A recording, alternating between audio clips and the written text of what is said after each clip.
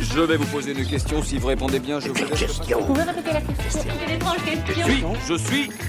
La télé en question. Qui n'a jamais rêvé de rencontrer son idole ? C'était le principe de Star à domicile, diffusé au début des années 2000 sur TF1.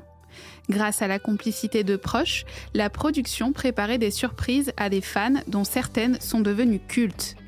Vous vous souvenez forcément de Laurie, venue réveiller une petite fille en chantant dans sa chambre, mais qui s'était finalement rendormie.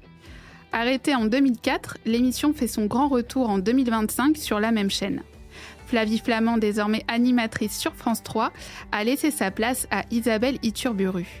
Autre différence avec la version originale du programme, la présentatrice est désormais sur le terrain, au cœur des supercheries. Mais qui d'autre participe à l'organisation des surprises ? Pour que les participants n'y voient que du feu, la production fait appel à des comédiens professionnels. Ainsi, dans le numéro qui marque le retour de l'émission, un faux agent de sécurité interdit l'entrée au concert de Pierre Garnier à une adolescente fan du gagnant de la Star Academy 2023. Mais la production n'a rien laissé au hasard, en mobilisant parfois ses propres équipes. Ottilie Barrault, en charge des formats de narration chez TF1 Productions, en dévoile la raison. Il fallait parfois gérer des informations supplémentaires comme un trajet en voiture ou faire tampon avant une arrivée. C'était beaucoup plus simple que des gens de la production soient acteurs des surprises. Cela nous a fait sourire parce qu'ils se sont tous révélés de bons comédiens. Enfin, il est arrivé dans certains cas que les personnes déjà présentes dans les lieux choisis par les équipes acceptent d'y prendre part. Isabelle Iturburu a dû elle aussi faire illusion lorsqu'elle était vue aux côtés de personnalités. Mais comme elle l'explique, le fait de présenter 50 minutes inside a été un atout considérable.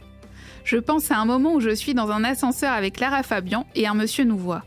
Je m'étais dit qu'il pouvait peut-être savoir que sa voisine était fan de la chanteuse. C'était la panique.